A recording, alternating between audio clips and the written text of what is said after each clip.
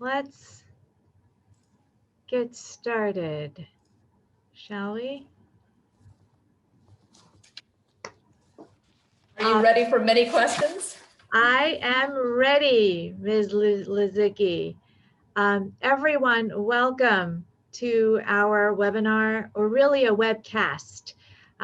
We're going to shy away from sort of a presentation by panel per se, and we're going to kind of keep this interactive and candid, and more of a conversation, because Suzanne and I both feel that is very much beneficial to our industry to have these candid conversations about the state of EB5. We are yet at another big juncture, I think, in EB5. We have a lot of questions up in the air, and so we want to have these conversations where those who are deep in the industry are asking ourselves and each other some questions that we hope will advance the ball and revive our industry. And to kick off, I would like to start with a bit of an apology.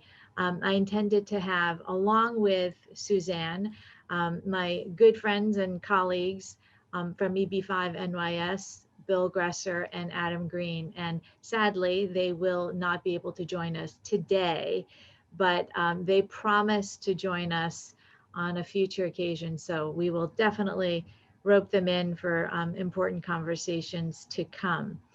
I'm really, really happy, Suzanne, that you've agreed to join me. And we have lots that I hope we'll cover, some big topics that I know is on everybody's minds. I think we're going to talk about the state of play with visas usage and the visa backlog. We've had kind of an anomalous year, and we probably will again next year because of COVID closures. I want to hit on redeployment. I think we're going to talk a lot about legislation, and we'll do a bit of the market outlook as well. And neither you nor I are business people, but we're certainly careful observers of what's been happening the last year and a couple of years. So I think we can kind of walk gingerly into that topic as well. So as I said, I do want this to be a conversation, and it's going to be mostly Suzanne asking the questions. And I did my best by not preparing too much, because I do want to have that candid exchange. And I didn't want to sort of tie my own hands to the mast so that I can react in a candid way. But I did want to kick us off with some numbers, not very many, just a few, to kind of set the stage for where I think we all feel we are in EB5. So in 2011, USCIS received 3,800 EB5 petitions. And at the time in 2011, that was an all-time high. In 2013, USCIS received about 6,300 petitions. So roughly double where they were just a couple of years before that. 2014, fiscal 2014, USCIS received 10,950. And that's a good number because that's roughly where we are with visa numbers availability, right? Ignoring what I think will be anomalous figures for 2015 and 16 because of the surges we had there. 2018, we were back to 6,400, which is roughly where we were in 2013. And in 2020, fiscal 2020, the fiscal year that just closed, in the first 3 quarters, we had 4,325, but 4,264 of those were in the first quarter, right before the regs change came online, changing the investment threshold to 900,000. In the second quarter, as I think many of you know, USCIS received 21 EB5 petitions, and in the third quarter, it received 40. And we do not yet have the fourth quarter data out for 2020. So I think that says a lot in terms of where we are with EB5. We had a growth from late 2000s, rising up to the mid 2010s. We had extremely anomalous bumps in 2000 and 2016, when I think investors were very worried about an unexpected price jump in the investment amount. And then with the backlog settling in and the realities of that, we've had a dip back in usage and demand in EB5. And I'd say we're now back to historic lows in new demand, in new cases filed. So we're all scratching our heads about, how did we really get here, and what can we do to get us back on the upswing in new demand and new cases, and reviving our the EB5 industry. So I think that's the backdrop, and I think that's why many of you have logged in today. Suzanne, I don't know if this is if there's any good way to transition us into. I'm opening the floor to the questions that you want to ask. And I think, as I said before we went live, I think you have a real good sense of the pressing questions in a lot of folks' minds. So I'm delighted. Well, I think that background leads well into the questions that I have, because if you look at why is demand way down, I think that the reasons for that are reasons that we wonder if we might possibly have a chance to address. One is the limitations on visas. All of those years of high demand have left us in a situation where 3 countries so far facing very long wait times. And for all countries, I think that there's just some nervousness and uncertainty around visa numbers, with the possibility of the country caps changing. So visas are one big issue. And then just seems like there's so much uncertainty with the EB5 program at the moment. And what are the prospects that we're going to get some certainty now with potentially a long-term authorization of the regional center program? And what's the potential that legislation to reauthorize could also come with some changes that would benefit the program and put it on a more stable footing? Absolutely. And also, I don't know if there's any potential that legislatively we could modify the massive price increase a little bit that really shocked the program and has led, at least near term, to the very low demand. Yep. Fire away, Suzanne. Well, I know that you can't speak officially as a member of AILA or a member of IAUSA, but you have been very involved in the legislative discussions. And so I'm just curious to hear your perspective about what we're looking at with the regional center program now authorized through just June 2021, just a few months. And what are we going to see legislatively between now and June? Well, so in terms of the second question, I don't want to claim to have any access to the crystal ball. I think those who are deeper in the weeds, far deeper in the weeds than I, may not have good answers to that question as well. As you know, Senators Grassley and Leahy introduced a bill in late 2020, toward the end of the year.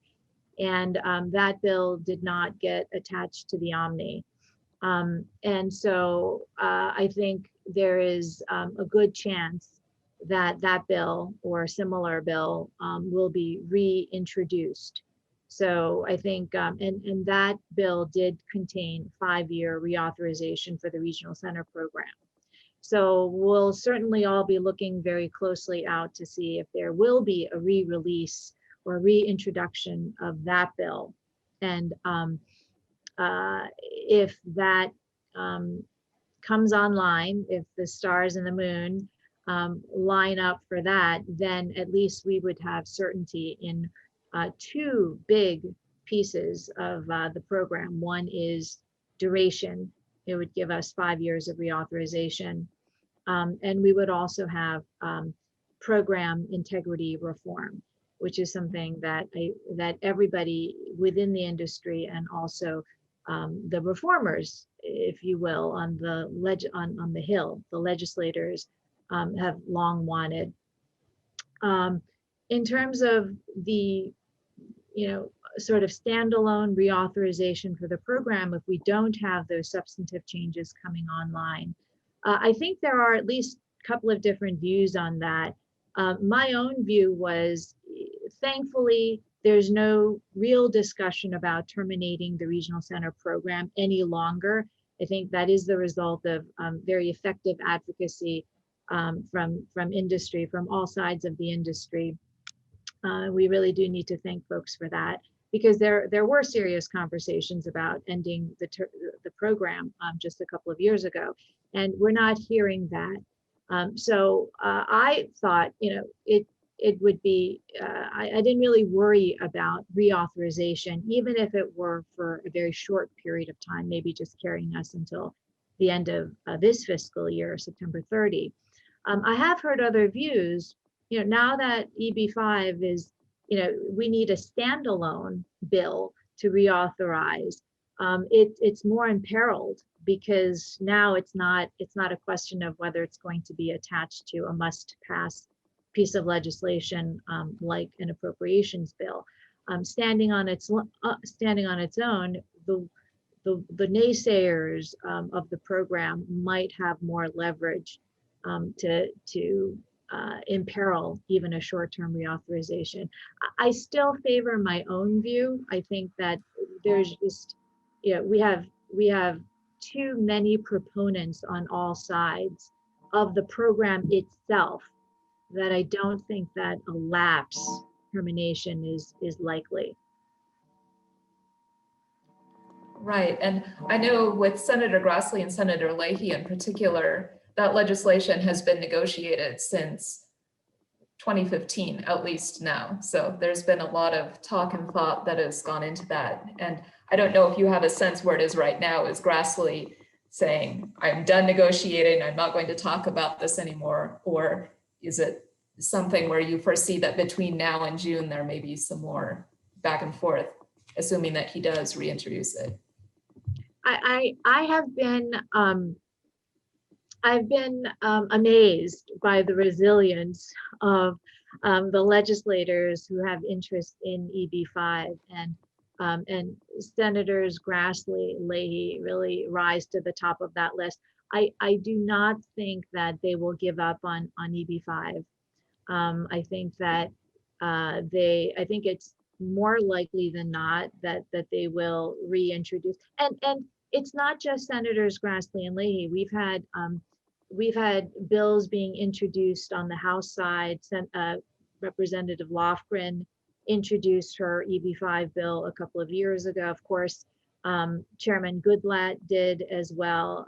Back in, I think it's now 4 or 5 years ago, Polis Amade had their EB5 bill out, and that's on the House side. On the Senate side, we've had Senators Cornyn, Flake, Schumer, as well as Grassley and Senator Leahy showing interest in EB5. So there is a lot. I think that there's fatigue among us all, as well as friends and others on the Hill about EB5. I think we're all, maybe not all, but a lot of us would like to see progress toward long-term reauthorization, cross the finish line at last. But there's still the will to get a certain, to get substantive changes as a part of that as well.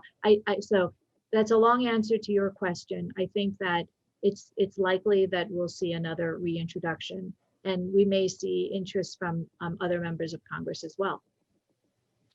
Right.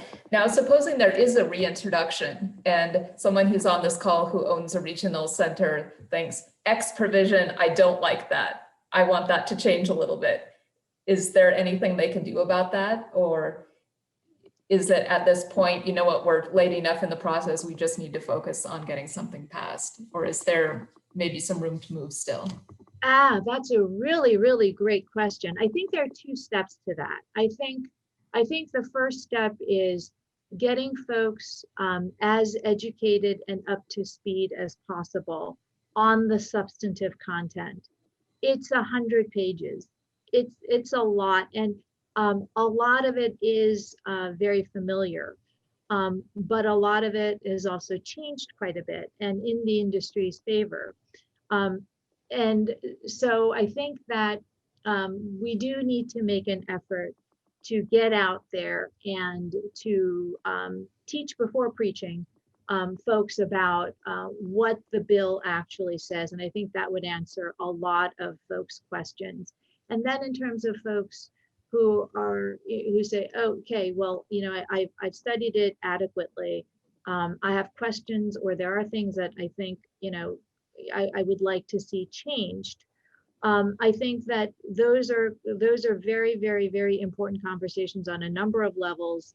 At minimum, we need to make folks feel a part of the process and at least understand if they can't get that provision or something changed, why we can't.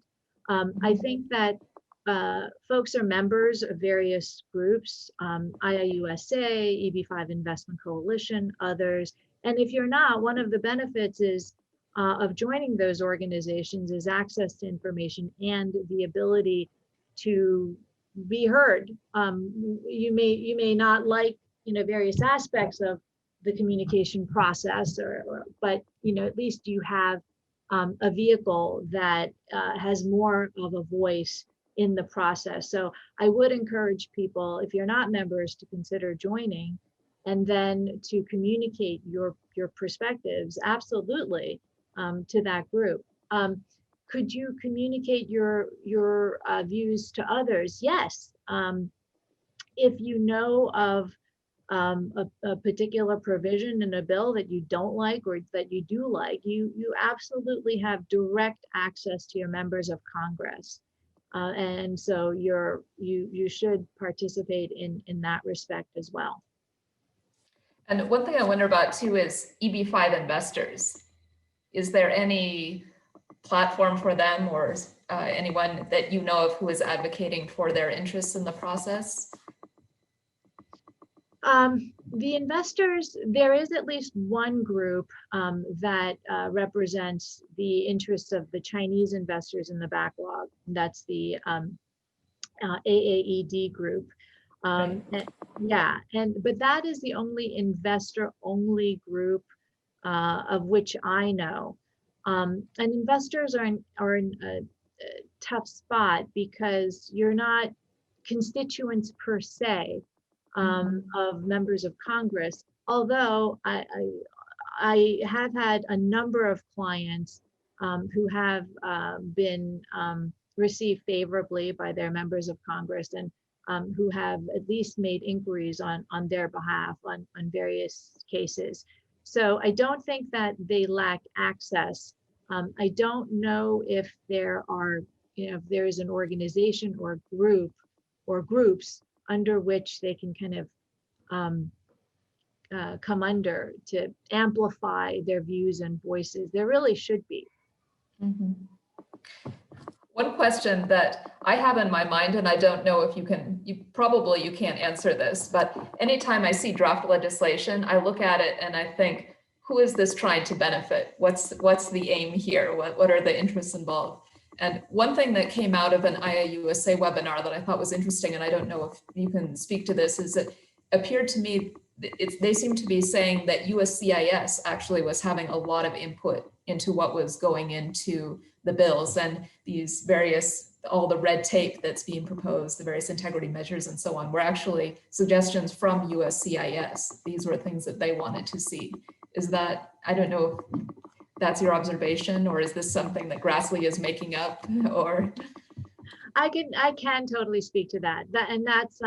That's not a black box kind of thing at all. Yeah, the agency is, it's the regulated agency and the subject of these laws or proposed laws. So yes, they do have input, and it's a part of the process. So they're the private stakeholders' input and also the agency's input. Right. And then Senator Grassley and Senator Leahy, as far as what their objectives are, looking at some of the past legislation, I sort of suspected that really their objective was to terminate the program and to just make it so difficult that it would effectively terminate it. And this most recent legislation does seem a lot more reasonable as far as maybe it would be workable, but I'm still trying to visualize who do they want to succeed and thrive in EB-5. Is Senator Grassley thinking that he wants a small business regional center in Iowa to be able to use EB-5? Or do you have a sense of what their goals are? That is such a good question, and a very fair one. So I do not believe that it is the intent of either of those two particular legislators to terminate the program. And in fact, I think a couple of years ago, Senator Grassley publicly stated in either something written, it might have been an interview, where he said that he wants to see the program improve. It is not his intent to kill the program. And so we can take issue with whether we all agree with his particular vision for what would constitute an improved program. But I do not believe that either of those senators are interested in terminating the program. In terms of their perspectives, I don't think it's a secret that these are senators from rural states, and I think I don't think it would be a surprise. It's pretty, I think, an open point that Senator Grassley does want to favor rural, or make sure that as a part of the TEA, any TEA definition or reform, that rural TEAs are going to at least not be disadvantaged. Right. Yep. And then I think what brings both of them together in a very strong way is both those senators are very, very interested in integrity reforms, in changing the substance of the program in a way that would ensure that the bad actors stay out, and that the agency itself has legislative authority to make sure, to the best that it can, of keeping the bad actors out, and of properly overseeing and monitoring the regional center program. Now, that's just at a very, very high level. I think we have all sorts of questions about, well, what should that agency authority look like? We do know that the agency thinks that it does not have adequate statutory authority to properly oversee the program. And we know that because Jay Johnson, when he was Secretary of DHS, sent a letter to then Chairman Grassley, I believe it was in 2015, in 2014, stating exactly that they felt that they had their hands tied behind their backs, that they couldn't respond to these outcries of more of fraud detection and prevention and more oversight, that they didn't feel like they had the authority to do that. So they do need additional legislative authority. Now, I do think that we have a big question as to, well, what should be the proper scope of that? It has to be a balance. Maybe they do need more authority to get behind, to peer behind operations, and to also have barriers and make sure that there are only certain people are qualified to operate regional centers. But we're drawing new lines. So yeah, so I think that there's a discussion to be had. I think that the 2015 version, the S1501 version, went too far. I mean, my own view is that that piece of legislation did express great alarm about the program. And what we have from there to the latest iteration, I think, is a calming down. And I do think that advocacy this time around had a lot to do with that. I think we have much more reasonable vision of what that oversight and monitoring looks like. Right. There are a few provisions that some people in the industry would like to see and that have been in some past legislation that I understand maybe it's too big a bite to chew to get in the near term before integrity measures, but talking about visa availability or visa relief for EB-5, and then also potentially thinking about more marketable investment amount or TEA provisions. Yeah. Do you see those on the horizon anywhere, or how do you see those possibly getting to that? It is absolutely critical that we have program expansion. I think, or at minimum, something to clear the backlog, something to get those investors stuck in a multi-year, a decade-long backlog out of there. I just feel very, very, very strongly about that. They didn't sign up for that. And now they're stuck. And it's a lot of money. A lot of folks have mortgaged their homes, and their kids are, and they did it for their kids, and their kids are aging out. So if we can't expand the program, which is, I think, it's proven itself. We've got commerce studies from 2017 that show that billions of dollars have poured, hundreds of thousands of US jobs have been, there's just no question.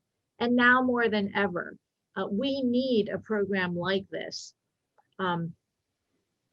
So if we can't have program expansion that everybody, I think, universally agrees we should have, the program deserves, it benefits everybody, then at minimum, we need something to address the backlog. Do I see that on the horizon? No, quite frankly. And I think philosophically on the legislation question, it's how do we get there? If we all agree that we need at least the backlog resolved and we need program expansion, how do we get there? I think that some folks might think, well, we just have to wait for everything to line up. We need backlog relief, we need program expansion, we need reasonable integrity, we need permanent reauthorization or long-term reauthorization, and we got to have it all at once. I just don't think that's realistic. I don't know if that can ever happen, as long as not everybody on the Hill is enthusiastic about EB-5 like we are. I just don't see that happening. And so the other way to get there is piecemeal, is layer by layer. And that's frankly the approach that I think is more realistic. And so for example, this round of legislative drive would have laid down the reform layer, the integrity reform layer, and the meaningful reauthorization, the duration layer. And then we have those big boxes checked. And then we can try to look for that opportunity to get more visa numbers. I just don't think that, just philosophically, especially when immigration is so controversial, it's such a tall order, I think, to expect more visa numbers or a backlog reduction ask in this environment without all at once, without those layers first being laid. So that's your first question. In terms of the investment threshold, I'm going to kind of go out there and say, I think 900,000 is fine. Maybe not 1.8, but 900,000 when you compare it to the CBI programs or RBI programs are comparable programs in other countries, 900,000 is still pretty darn competitive. And when, I mean, you know, I'm an immigrant and I like to, and I think of myself as a patriot. When I think of what you're getting, a path to citizenship with our values, our culture, I think it's fine compared to other countries.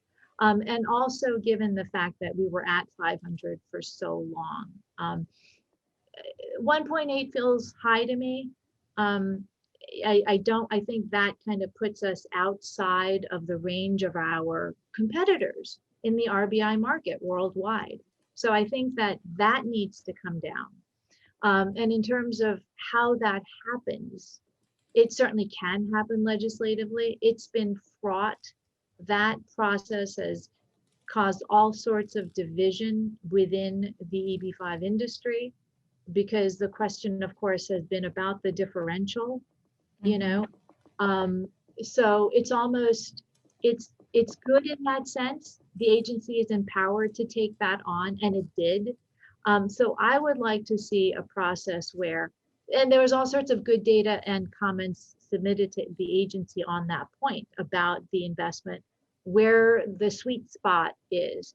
And 1.8 is, you know, no one thought that was good. Or maybe some did, but I don't know anyone within active EB5 industry player who thought that was the right number on the upper range. So how do we get there?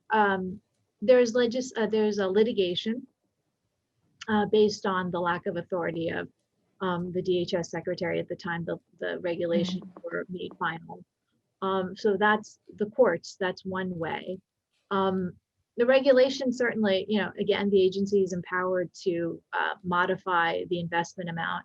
I mean, if there were a way for us to do that, I would love to reopen that issue and to bring down that the non-TEA amount. And certainly it can be done by legislation. I worry if it goes that route, because I fear that would just poison that whole process again. And this is speaking for yourself, but I'm curious, in the circles that you move with IIUSA and AILA, with the visas, would you say that there is pretty much 100% if we can get visa relief, we want it? Or is this an area of controversy within the industry at all? You mean just more visas and backlog relief, or? Right. I think that's uncontroversial. So this is something that everyone in the industry would support. It's just the fact that politically making Congress do it is the stumbling block. When it comes to the investment amount in TEA, I would imagine that there still is some differing point of view in the industry, as far as maybe some people are prioritizing, we would like to get the TEA's rules changed, or we would want to change the investment amount differential, and some people satisfied with the way it is. Is that the case? I don't know if anybody is satisfied with the way it is, particularly at the 1.8 million on the non-TEA. I think that I think I might be in the very teeny tiny minority who think that 900 is okay. I think that and certainly we would have more sales, right? There would be more demand at the lower level. I do think that the incredible depression in demand is due to lots of other things as well. The primary bone of contention is the differential. Just philosophically, there are those who think that there should be a meaningful differential, that there should be incentives that drive demand to high priority areas, you know, whether it's distressed urban areas or rural areas, and maybe some other areas, and others who believe that it should be flat, that there should be no incentive along those lines, that everybody should be competing equally in that respect. So just one more thing on legislation. What would you say it is that we in the industry need to do between now and June 30th to make sure that the regional center program gets reauthorized and that the legislation that does it is the most beneficial possible for the industry? Oh man. Well, I think that, Suzanne, I'm not really sure. I'm not, because I don't know. I don't know. I mean, if there's a cram down, then it happens, and then you'll have people who are happy and people who are unhappy. But if the way we get there is how we ideally get there, which is by going, okay, this is not perfect. It's not going to have something for, it's not going to satisfy everyone, but it'll give us certain things. Then, I think that there needs to be a way for us to get that that education process and that broader buy-in. And I think that it's extremely difficult because almost every time there's a compression. It's got to happen. Really, by compression, you mean that most of the industry doesn't even know what's happening until a week before. Yeah. And then everything gets done at the last minute, or? That's almost exactly what I mean. So, and there are lots of reasons for that. And so it's like, how do you manage those needs and also fan out with enough time and in a meaningful way, where you are truly getting stakeholders to buy in enough. No one, Mm-hmm. I don't think anybody is enthusiastic about these measures. And I just don't know whether, maybe. But with education and more information, I think people can make their own decision. This is as good as we're going to get. I'll support it. And call my congressman and ask them to vote for it. Yeah, that's right. I mean, I think there are also kind of, bigger barriers too. I was surprised that we didn't get buy-in more broadly, even with these factors. Let's setting aside the education from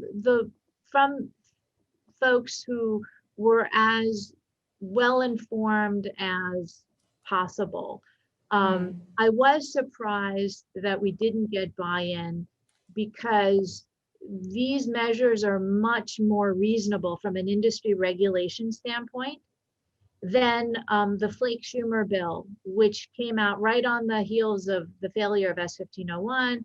It was introduced by industry as, well, you want integrity, here's integrity only. And so presumably that version of integrity was acceptable. And indeed, it was lifted largely from S-1501. It just didn't have the controversial TEA and the price amount, that stuff. It just had the integrity. Mm-hmm. So, and this is much more reasonable than that. So why wasn't this accepted?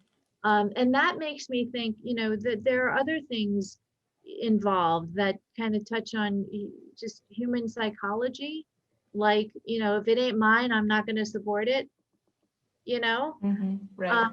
And how do you get over that? Because that's not something you can reason with or reason around, so this is better than what you were willing to live with before, but it isn't, it's not going to have your flag on it. I mean, it could, but you don't think it does enough. And is that why you're not going to support? So how do you manage that?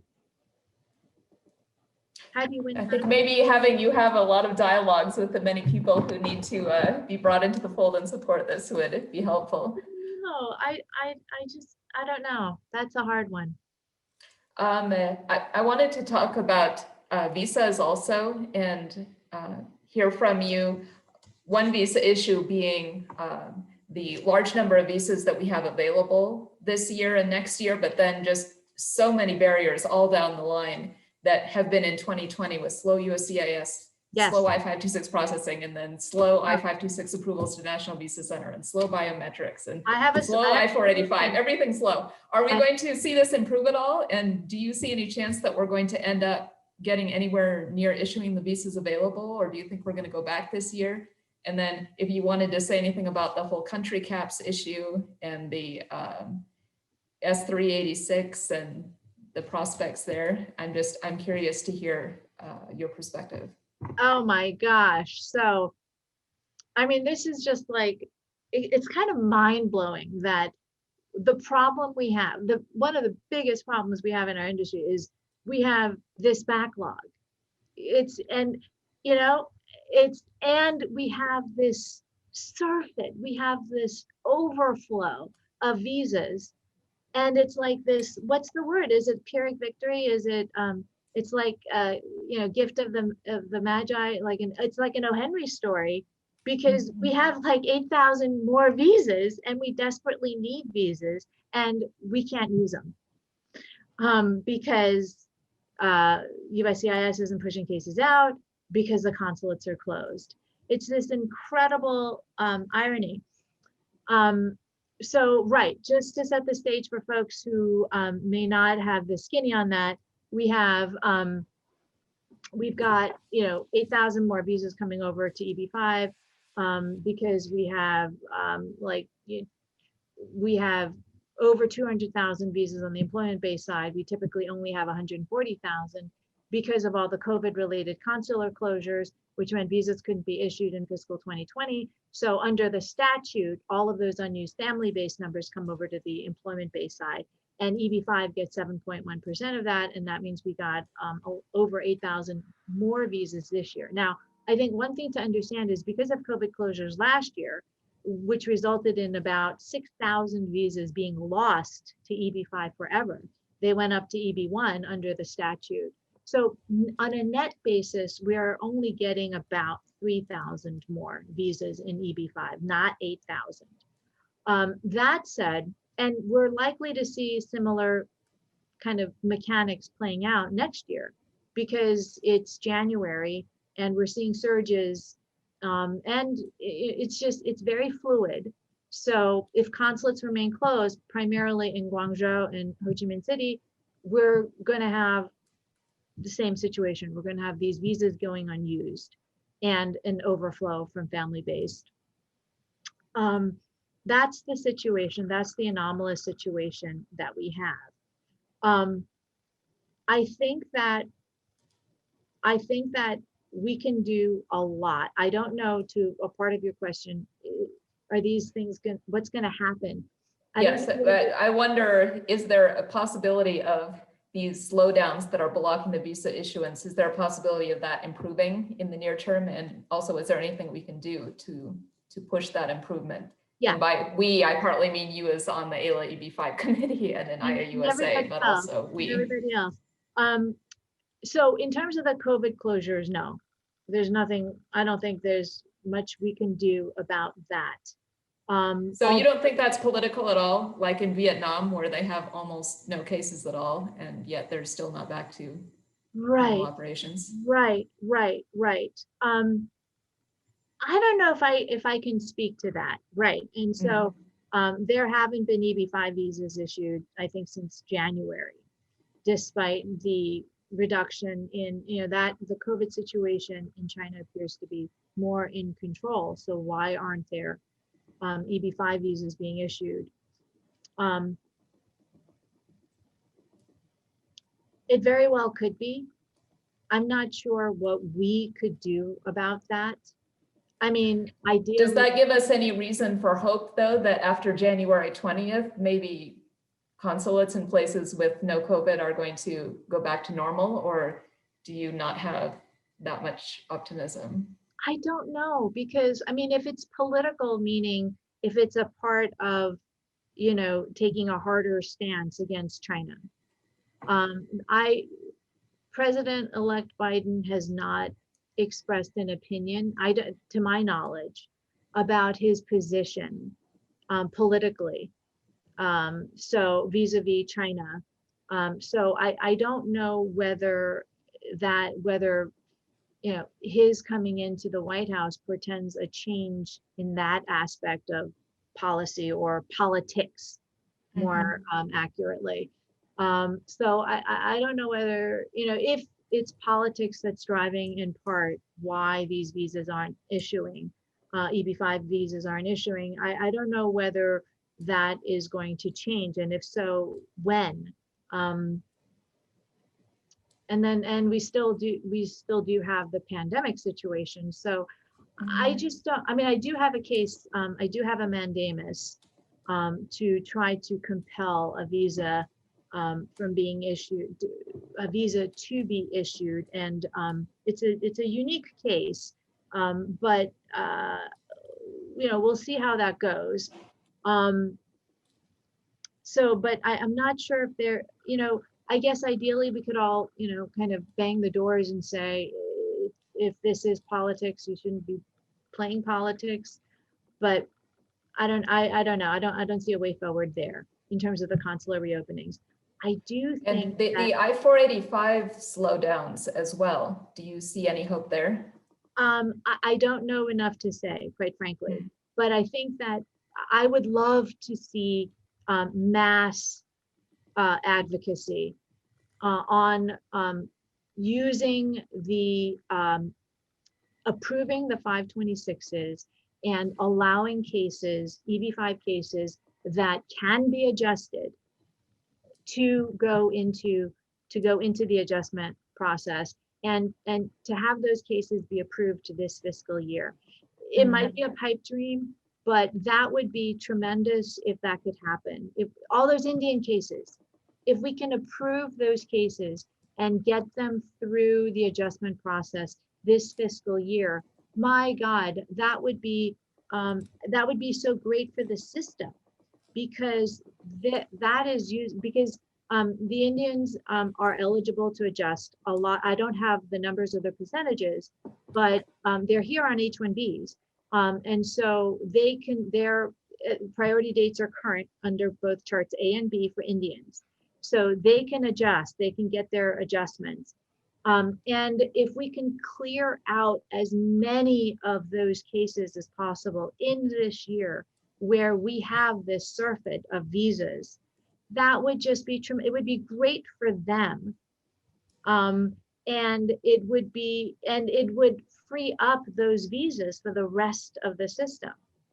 So we have a situation where we could be wasting thousands of precious visas, and we don't have to.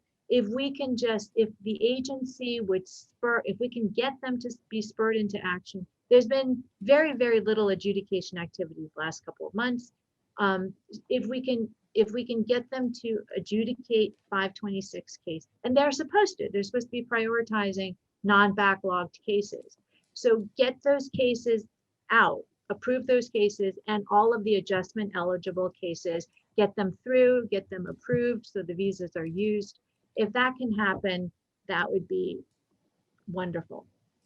Do you know of any efforts currently making that push? Is that something AILA is pushing for? Or not that I know of, but we should.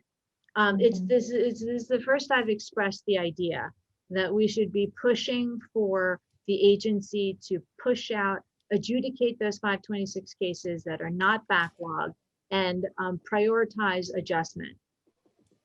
Well, if you would like to lead that push, many of us would be ready to push behind you. So we look forward to that. I know that you were going to say something about redeployment as well, which is something that's interesting to people. Are we going to, is USCIS going to respond to all our comments on the policy manual update, or what do you see happening with redeployment? Before we launch into that, I just want to make sure that we're covering some of the questions that have been asked. Yes, I've been trying to keep an eye on Would that. love to hear your views on legislation. We've talked a lot. I hope enough. If not, feel free to shoot over some specific questions. Um, he's got, is a new president likely to relax the rules at all, especially for EU and UK citizens? Relax the rules. I'm not sure what you mean. Which rules do you mean? I mean, certainly I think we can expect some of those executive orders and presidential proclamations to be revoked. But, you know, I don't know. I don't know if all, frankly, especially the ones that are related to COVID, the travel restrictions related to COVID. So do feel free to specify which rules you mean. What's the current situation on redeployment policy since? Yep, great. We will be launching into that in just a moment. And then in the chat section, what's IOUSA ALS take on S386 and 1044? It was shot down earlier, but what if it comes up again? Removal of country caps would benefit backlog Chinese investors, but would be disastrous for all non-Chinese investors that do not. Yeah, exactly. So I can try to give a bit of a gloss on that. ALA traditionally was behind, there have been many iterations of this, right? Behind the per country cap legislation, Shafet's version. But since I believe the official organization position is to be neutral, to not take a position on this in recognition of the disparate impact of this legislation. IIUSA's position, I do not know, but it is very, very well appreciated that it could very favorably affect some, and as you say, have disastrous impacts on others. I think though, having done just a bit of preliminary analysis on this particular iteration of 386 and 1044, it's got a 2-year delay in effective date and a 9-year transition period. By the way, EB5 was not included in this, it was stripped out. But assuming that EB5 would go back into the transition rules, I think that the impact would not be that disparate because the transition, first of all, there's a 2-year delay in effective date, during which time, hopefully we can, you know, we would get ourselves together and have long-term reauthorization and maybe some other reforms. Even if we didn't during the 9-year transition, what makes it a transition period is that you have a reserve. You have the backlogged countries, the top 2 most backlogged countries using up a 70% or 85%, you know, large chunk of that, of visa availability, but there is a reserve for everybody else. And the way that EB5 usage has been historically, it's been imbalanced in kind of those proportions. So because the rest of world demand was relatively low, all of the unused EB5 numbers, over half or half would go to Chinese in the backlog. You know, if we had 70% going to the top 2 users and 30% to everybody else, that's and over 9 years, that does kind of approximate usage without the per country cap legislation now. So I'm not sure how disastrous it would be, but but it's very, it's complex calculus, and the COVID irregularities also throw some curveballs in there, and there is a surge in Indian demand that's right behind us in terms of visa demand. So how that plays into it with the reserves, that needs more thinking about. But you're right, it's coming up. It's not going away. It's going to come up again. So I think we do need to focus on that. I'm kind of hoping that first of all, we'll have some big uncertainties settling down, like the duration of the program, at least, you know, have a long-term program reauthorization. I'm hoping that EB5 would be brought back into the transition rules. And I'm hoping that we can maximize on that 2-year delay effective date. And that turns on USCIS performance. If I mean, that really should be the point of advocacy. There's not much happening in terms of output there. Huge problem. If the agency speeds up its output, pushes those cases out, and gets them through adjustment, I think that we'll be in much better shape to absorb the impact of the per country cap legislation passing. Regarding the extra EB5 visas due to underutilization, do you know of the breakdown by major countries? Yeah, we do. That's an excellent question. We do. And I actually did a fairly fine analysis of it a couple of months ago.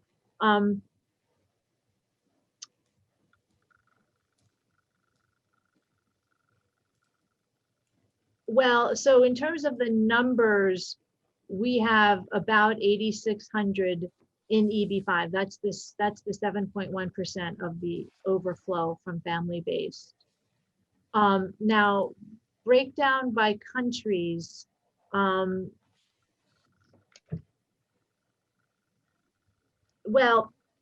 I'm just reading now what Charlie Oppenheim presented in the November IIUSA conference.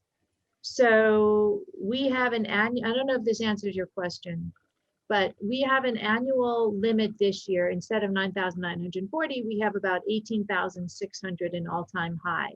And that means the per country limit is not 750, but it's 1,300. And so applying that, it's going to go to 1,300 1,300 would go to China mainland born, and then 1,300 would go to Vietnam, and those would all be used because of the backlog. 6,000 to everybody else, but there isn't 6,000.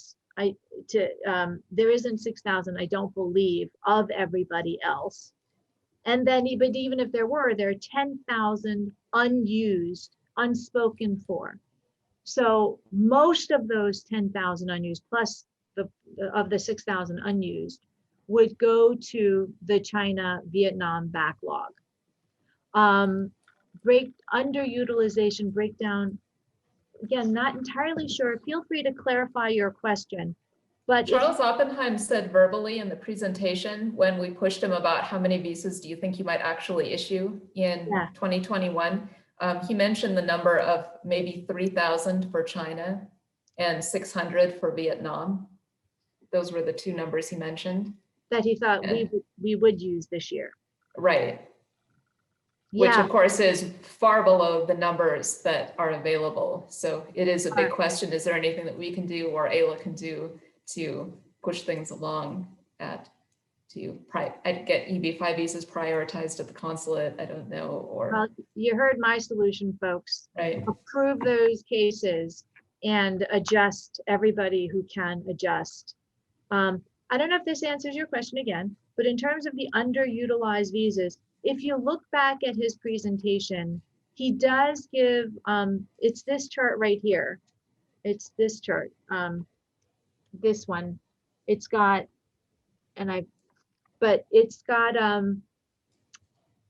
the number of visa applicants at NVC, 274. So these are cases that have already cleared USCIS, they're approved. He's got 274 visa applicants. So, that's about 90 cases, roughly. You gotta, because these include family members. So 274 Brazilians, 44,803 China mainland born, 799 India, 205 South Korea, 148 Taiwan born, 1,662 Vietnam, rest of the world 1172. I also think in terms of the market trend before COVID and before price increases, if you look at, I believe, it's from the November 2020 Charlie Oppenheim presentation. There is this chart that I think is very instructive in terms of looking at market demand.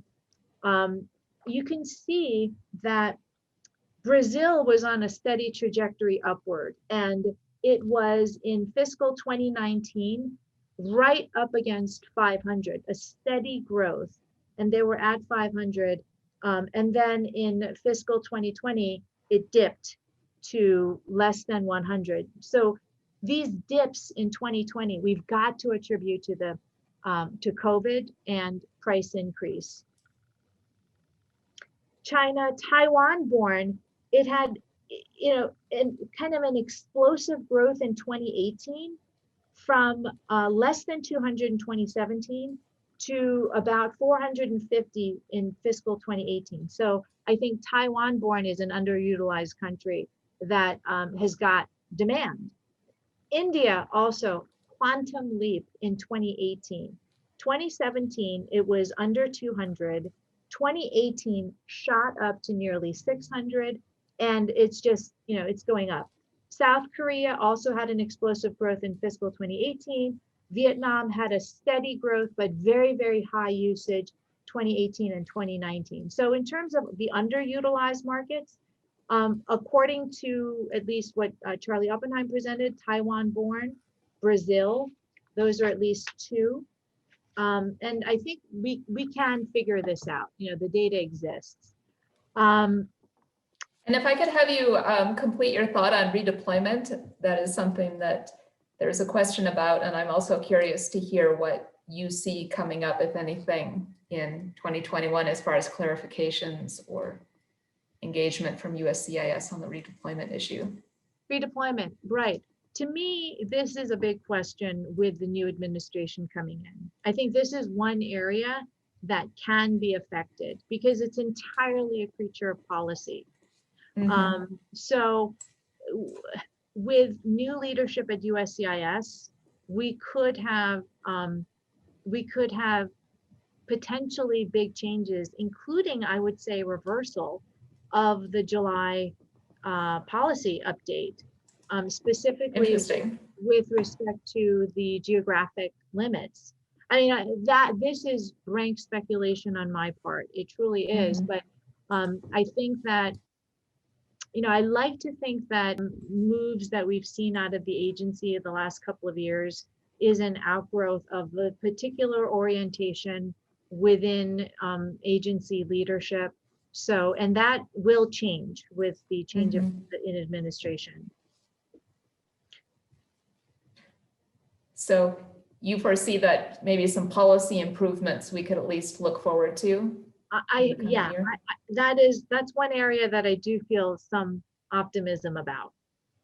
And are there any other points of optimism that you could mention for us with the new leadership or with any other factors that you see coming up in 2021?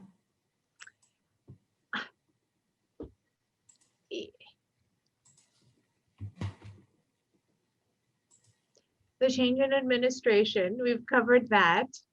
I am hoping that processing will improve with the change in leadership at USCIS. Am I being too optimistic? No, I don't think you are. I don't think you are. It would make every sense. The other thing, here's a big one. So we're just learning that the Georgia elections are the runoffs are going in the way of the Democrats. Setting aside the larger politics, President-elect Biden has come out and said that he is in favor of removing the per country cap. No surprise, since Kamala Harris and she co-sponsored that legislation when she was a senator. But he's also in favor of not counting derivatives. Now, this is something that can be established by the executive acting on its own. It can direct the State Department to not just to interpret the law differently and not count derivative. That would surely be a huge lift. It would just triple the number of available visas. I think the issue is, whether that can happen practically. And legislatively, if everything lines up with the Democrats and we have transparency into President-elect Biden's priorities, that would include expanding EB-5 indirectly. That's a reason for optimism. If all the political bodies line up behind Biden. Right. We have 2 additional messages. Oh, thank you, Suzanne, for sharing Charlie's slides. We are beyond the top of the next hour. We do have attendees still, and I hate to, Suzanne, if you want to keep going for another few more minutes, I'm game. Suzanne, what do you think? Where do you think are the biggest pain points? And let's just start with that. What's our biggest problem? Well, I think it's the issues that we've discussed on this call: stabilizing the regional center program, getting the legislation worked out, the visa availability and the processing issues are ones that really jump out to me as pain points. And then also, I think communication in the industry. I was very excited that you wanted to be on a webinar and talk to people, since I think that's not something that we see enough of in the industry. That seems like there's some mistrust, some hesitation to go out in public and say anything. Maybe we spend too much time close to USCIS and we just get afraid of public engagement. So I appreciate that you are willing to engage with the public. Well, you kind of make me sound like people would want to hear what I've got to say, which is very, very kind of you. Yeah, I do agree. I think we do need, and it's easy to do. We absolutely can benefit from more open conversations. That is for sure. And with whatever initiatives you're involved with AILA or with IAUSA, all of us in the industry, we want to know how we can be part of that too. If AILA is putting pressure on, USCIS to improve something in processing, if we can help that, we want to do that. If IAUSA is, negotiating on legislation, we want to know how to support that and be part of it. So I think it's good for the groups that you're part of to be engaging. I'll take that away. I will take that back. And it's good you're right. I mean, there's, we can mobilize a lot more people for these causes. We also have a couple of other questions. Anonymous attendee. Okay, has AILA considered litigation in consulate not issuing EB-5 visas at the COVID? I don't know the question is, has AILA considered litigation in consulates not issuing EB-5 visas, as COVID executive orders only prohibit entry and not issuing? I actually do. I have mandamus litigation that is it's not quite that technical. I mean, that's a very good technical point that you're raising. And I am not aware of any litigation addressing that technical point. I do have, I have mandamus legislation, litigation going on about the scope, essentially about the scope of state discretion in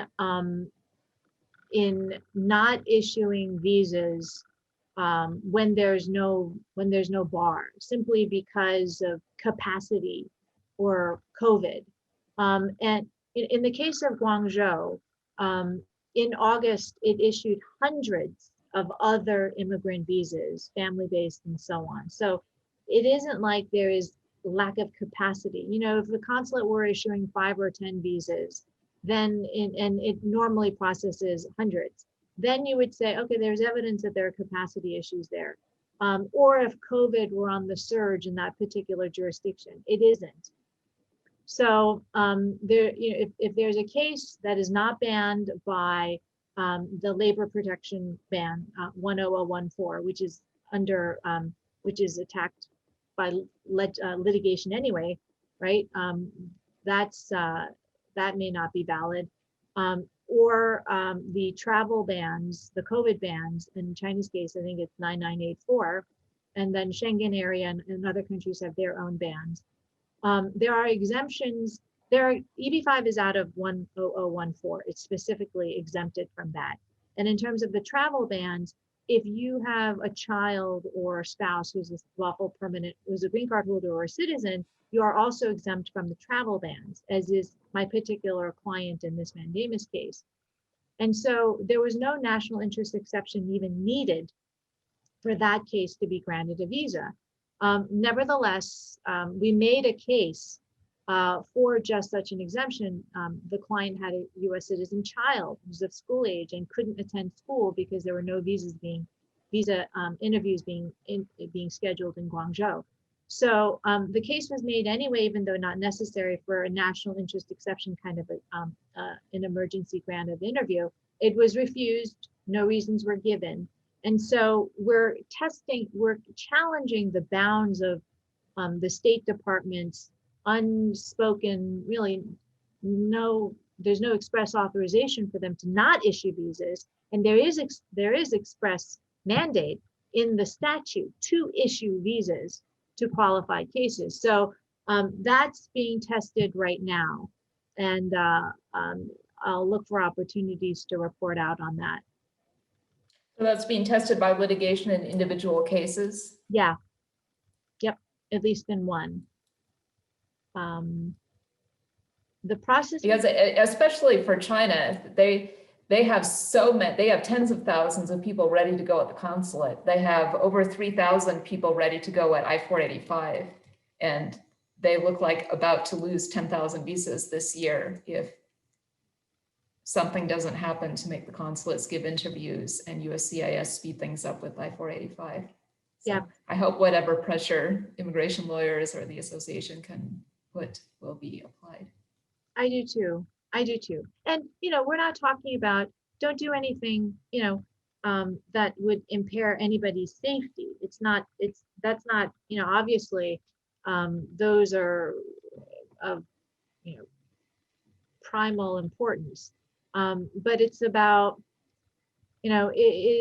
are we really focused on using our resources in the most effective, efficient way? And if there are barriers to that, we really, those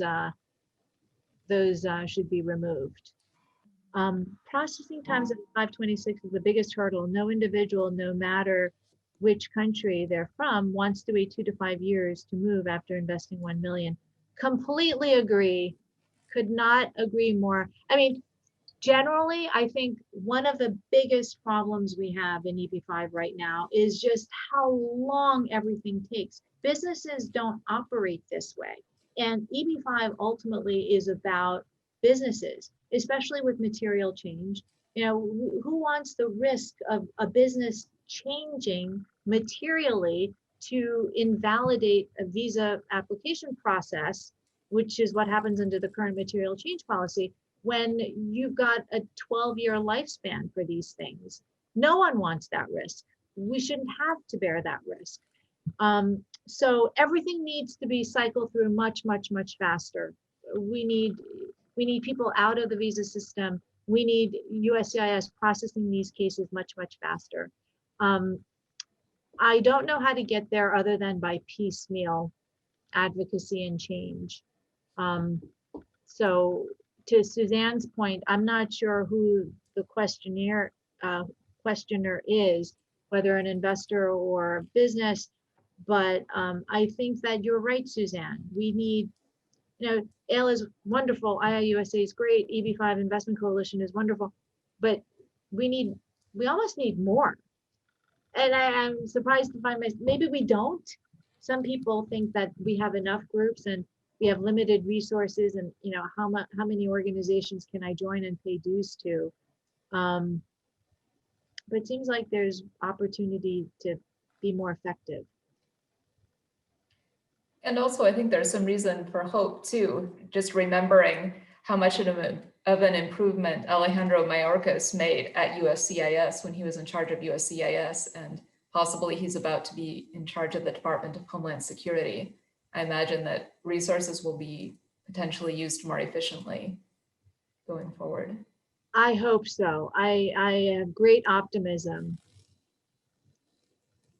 All right, well, we're at 3:17 and we still have about 50 folks. But I do fear, I feel like you should get your afternoon back. What do you think, Suzanne? Do you want to keep taking, do you want to take a couple more questions? Well, I think that this is a hint to you to hold more webinars. I think you'll have a group who's interested to hear your next topic. I think it's you, Suzanne. When I want a big audience, I need to invite you. Suzanne, thank you so much. And you know, I'm a huge fan of you.